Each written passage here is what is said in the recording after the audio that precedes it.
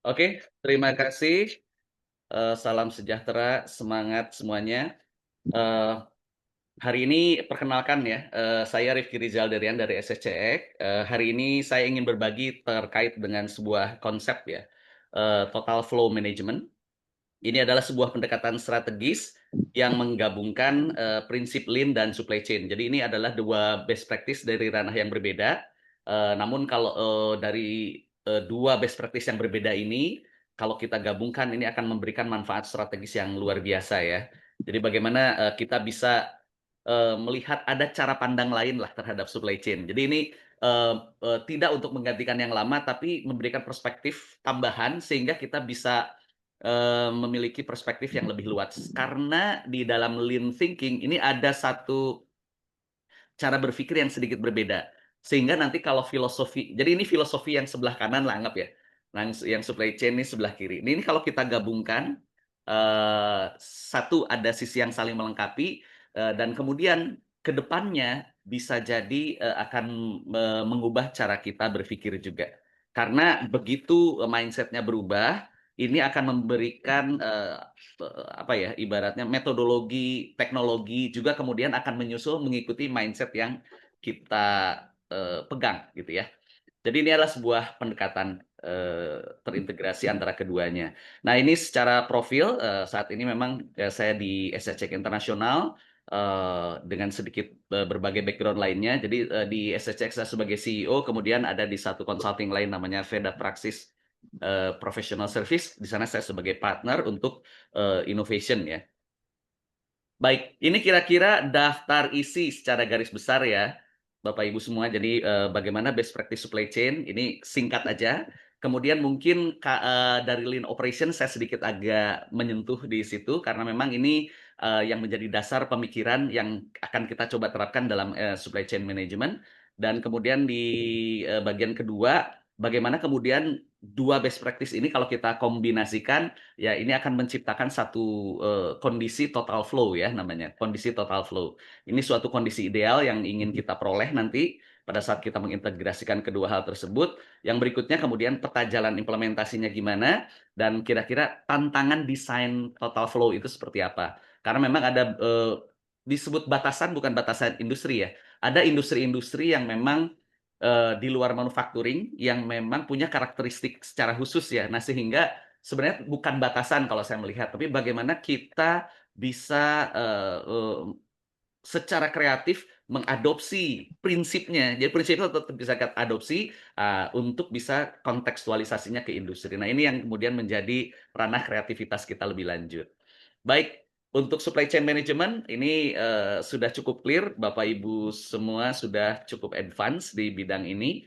Jadi ini ada satu definisi bagaimana kemudian seluruh rantai pasok itu kemudian bagaimana tujuannya bisa flow. Jadi secara tujuan hakiki antara lean dan supply chain memiliki tujuan yang sama, ya. Nah, ini satu persamaan common goals ya yang kita bisa pegang sama-sama. Nah, tinggal bagaimana cara pendekatannya ini yang kemudian bisa memberikan perspektif yang agak sedikit berbeda ya. Nah, sekarang saya masuk sedikit ke sisi lean-nya ya, kalau karena teman-teman sudah pakar di SCM. Nah, sisi lean mungkin saya sedikit agak sentuh lebih sedikit terkait ini. Lean manufacturing itu sendiri adalah satu best practice di dunia manajemen ya. Dulu lahirnya memang di industri manufaktur dan memulai dari sisi produksi ya. Nah, namun ini ada yang menarik bahwa eh, ini memiliki filosofi yang sistemnya tarik. Jadi kalau misalnya di produksi itu kita biasa push, ya biasa push, bagaimana kemudian kita menentukan produksi itu dengan forecasting, ya. Nah, lean itu membalik, jadi dengan menarik, jadi pull ya. Jadi bagaimana kita bisa merespon dengan baik, secara fleksibel, secara agile, aktual demand yang ada di pelanggan. Nah, ini ada dua kubu yang berbeda. Yang satu push, yang satu tarik, gitu. Meskipun tujuan akhirnya adalah ingin flow di semua ekosistem supply chain yang ada. Nah, biasanya lean manufacturing karena berdasarkan namanya juga lean manufacturing, maka dari namanya kita sudah bisa melihat bahwa rata-rata dari inisiatif-inisiatif yang ada, memang lean manufacturing lahirnya itu berawal dari satu entity ya, manufacturing, di mana di dalamnya improvement-improvement yang ada itu adalah bagaimana kita bisa mengidentifikasi pemborosan yang ada, ya seperti misalnya transportation dari sisi layout, inventory yang menumpuk gitu ya, motion yang kemudian tidak perlu, kemudian waiting, ada idle time karena antrian inventory gitu ya. Kemudian ada lagi overproduction ya, yang kemudian nanti itu akan ngaruh secara lebih sistemik lagi ke bullwhip, misalnya bullwhip effect. Kemudian ada over processing, ada redundant process, dan kemudian ada defect, rework, atau revision yang biasanya secara tidak sadar kita lakukan. Ini menjadi penggerus dari profit kita di activity bisnis kita di perusahaan. Jadi bagaimana kemudian dia bisa identify itu, kemudian eliminate, dan kemudian semua activity yang value added, yang dimana pemborosan-pemborosan yang sudah hilang, nah itu yang kemudian didorong untuk dimaksimalkan. Entah itu di-enhance dengan improvement, entah itu di-enhance dengan teknologi, nanti AI bisa masuk, machine learning, automation, digitalization, ya, itu adalah kemudian untuk meningkatkan scalability dari sisi proses-proses yang sudah value added gitu. Jadi jangan sampai teknologi itu masuk untuk malah meng-enhance yang pemborosan gitu ya. Nah, itu lean manufacturing. Tapi sehebat-hebatnya manufacturing, nah di sini yang menarik. Sehebat-hebatnya lean manufacturing ya, ini ada batasan, yaitu batasan apa? Batasan lokal, Bapak Ibu. Jadi kalau Bapak Ibu lihat ya di sini, di sebelah kanan, yang ujung-ujungnya yang di-improve, ya ini kan stream, ini adalah bisnis proses ya, di mana di sini ada supplier, kemudian di sini katakanlah ada SNOP, PPIC, kemudian masuk ke produksi, ya, kemudian ke gudang dan distribusi dan ke customer. Nah, di sini kalau Bapak Ibu lihat di antara proses itu kan ada WIP ya di sini, ada WIP, ada WIP, ada WIP. Kemudian kalau dilihat panahnya tuh panah ke kanan itu kalau di dalam value stream mapping simbol push production, artinya kita bikin based on forecasting. Nah, di situ ya. Nah, maka sehebat-hebatnya teknologi yang kita punya, selama itu forecasting, itu sudah pasti akan ada batasan error atau uncertainty. Jadi ini yang membedakan sebenarnya di situnya. Jadi sehebat apapun teknologi kita, kecuali udah bisa teleportasi kali ya, udah Star Trek gitu, mungkin itu bisa tepat. Tapi ini beneran sehebat-hebatnya teknologi yang ada, itu mesti ada ruang untuk error. Sehingga yang paling akurat adalah ya sesuai permintaan. Nah, ini sebetulnya yang menjadi perspektif yang berbeda ya, yang kita bisa nanti terapkan ke depan. Nah, kembali lagi ke lean manufacturing, yang menarik adalah semua improvement yang dilakukan rata-rata di value stream mapping itu biasanya menyentuh dari sisi yang tengah ini. Biasanya ya. Jadi biasanya penurunan cacat, waktu setup dikurangi, kemudian lot diperkecil ya, optimalisasi inventory. Tapi kembali optimalisasi inventory itu dia nggak bisa berdiri sendiri. Begitu dari supplier dan customer yang ini yang kemudian nggak bisa kita touch, ada batasan yang udah nggak bisa kita raih lagi. Jadi ada mentoknya gitu loh ya. Improve udah pasti improve, tapi ada mentoknya. Nah, sehingga disinilah lean manufacturing perlu diperluas gitu kira-kira. Jadi sehebat-hebatnya ya udah ujung-ujungnya mah kalau misalnya di dalam ekosistem supply chain ya kalau nggak sama-sama menerapkan ya jadinya tetap ada sendatan-sendatan kira-kira gitu ya. Nah, jadi typical improvement-nya adalah selalu di production flow segment. Nah, itu kalau dari sisi lean manufacturing. Nah, lalu bagaimana kita ingin melihat lebih luas lagi. Nah, sebetulnya ada satu Salam. perluasan ya, perluasan di mana dari lean manufacturing ini kita bisa extend lagi ke supplier dan ke sisi customer, di mana di sini ada extension, baik itu tier 1, tier 2 ya gitu ya. Nah, disinilah kemudian lean manufacturing sudah mulai masuk ke perluasan. Nah, disinilah bertemunya antara lean dengan supply chain. Nah, di situ yang kemudian bagaimana kita bisa mengintegrasikan dua best practice tersebut ya, which is ini dua-duanya adalah sudah memberikan excellency di bidang yang masing-masing. Nah, pada saat kemudian lean itu kemudian diperbesar, di-extension kan, maka improvement-nya sudah lebih luas ya, sudah menyentuh sisi kiri dan sisi kanan. ya, di mana di dalam sisi kiri, ya misalnya itu adalah the supplier flow segment. Nah, ini yang kemudian kita harus upayakan improvement-nya itu di segmen itu. Selama ini kita hanya di tengah, nah ini kita sudah mulai menyentuh supplier flow ya. Di situ bagaimana kita supplier kita include-kan ya.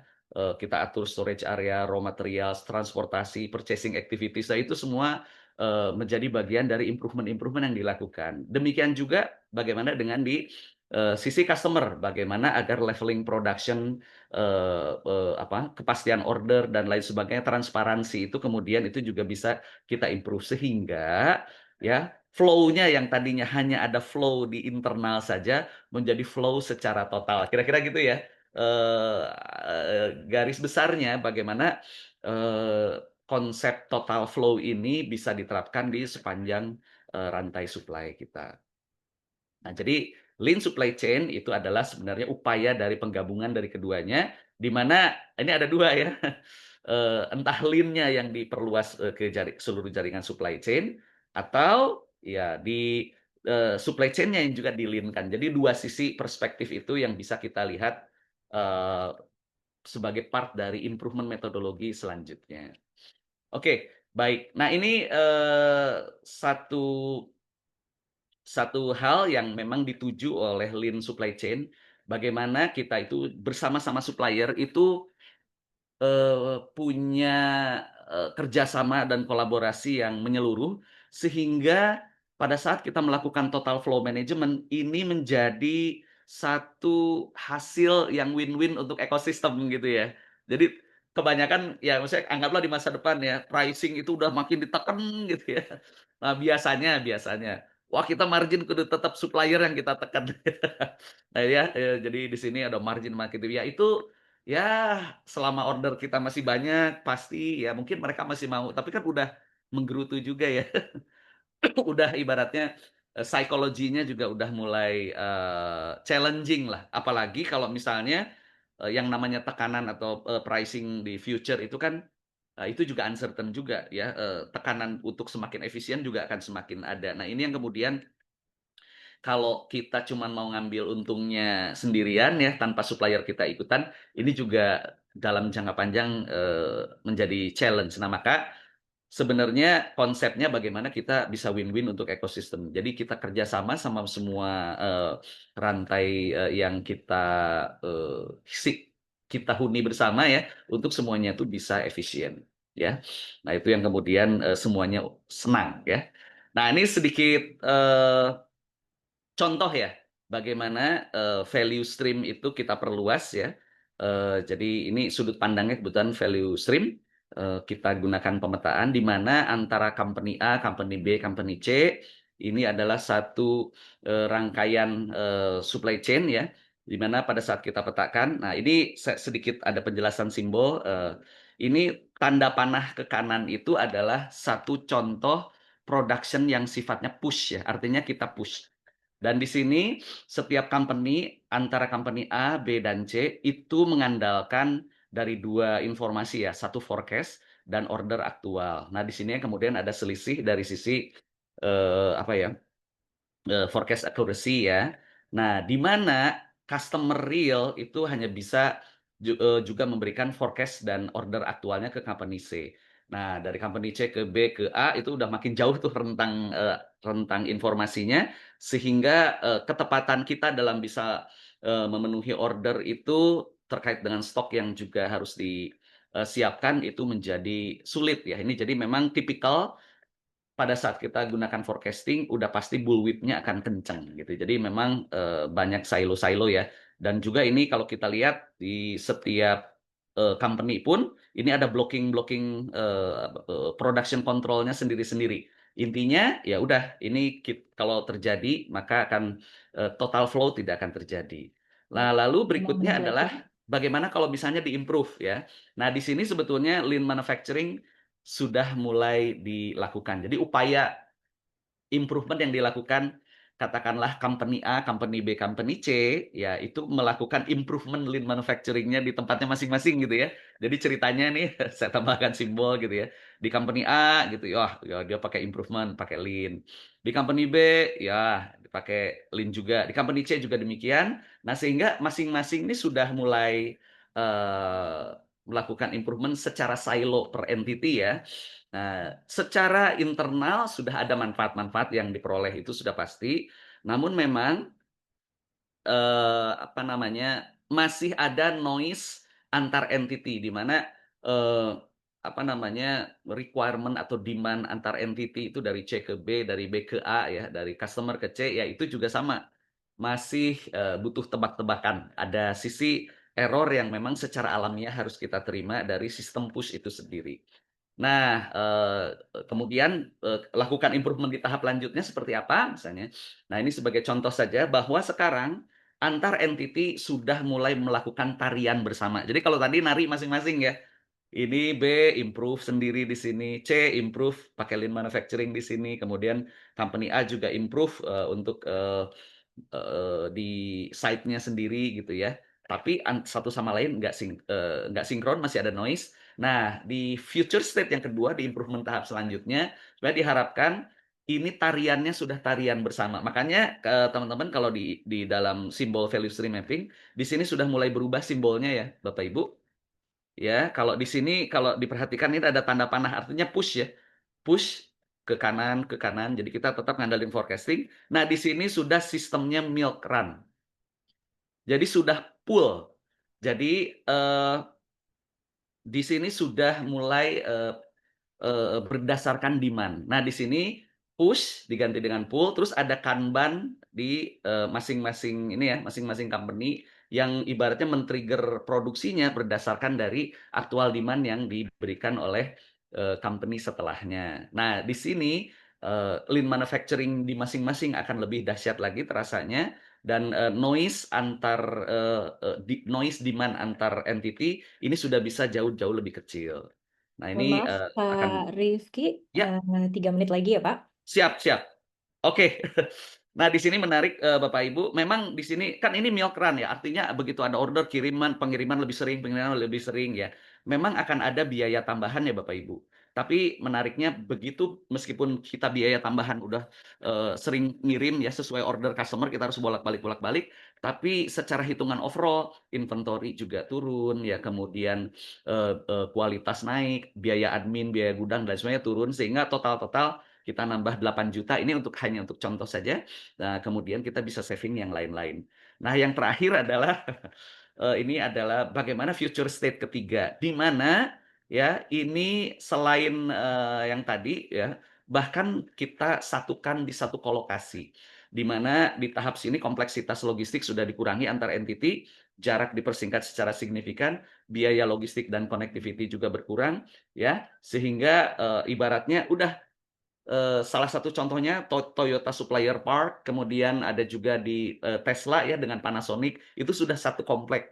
Jadi dalam satu rumah itu ya, itu di dalamnya tuh udah ada berbagai entity supply chain. Nah, di sini akan memiliki efisiensi yang luar biasa.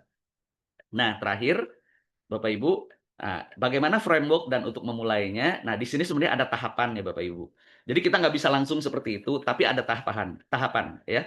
Satu adalah basic reliability. Jadi nggak bisa kita kalau fondasinya masih rapuh, kualitas masih jelek dan lain sebagainya, uncertainty di internal juga masih tinggi, maka boro-boro kita akan langkah ke selanjutnya ya. Di sini kita perlu yang namanya basic reliability dari 4M, yaitu untuk memproduce sesuatu ada manpower, mesin, material, method, semuanya itu sudah harus reliable.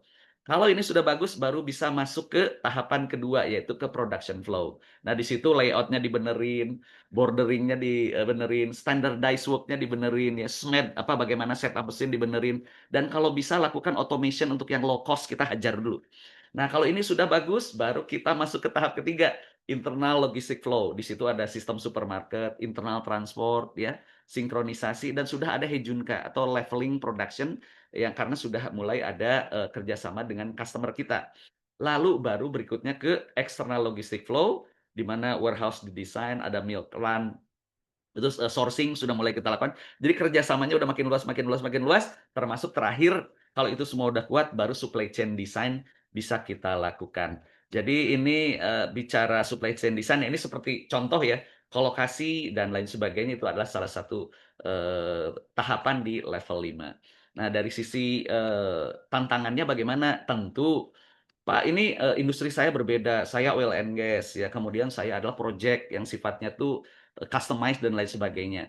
Pada dasarnya Bapak Ibu, yang saya ingin, sampaikan adalah yes, industri itu punya nature-nya sendiri-sendiri, tapi secara prinsip kita tetap ambil dan batasan industri itu bukan harga mati. Tapi yuk, prinsip ini kalau kita pakai, maka kita bisa enhance apa yang bisa kita lakukan untuk industri tersebut. Jadi lebih kepada adjustment daripada desain total flow management ini menjadi challenge kita untuk ke berbagai industri lainnya.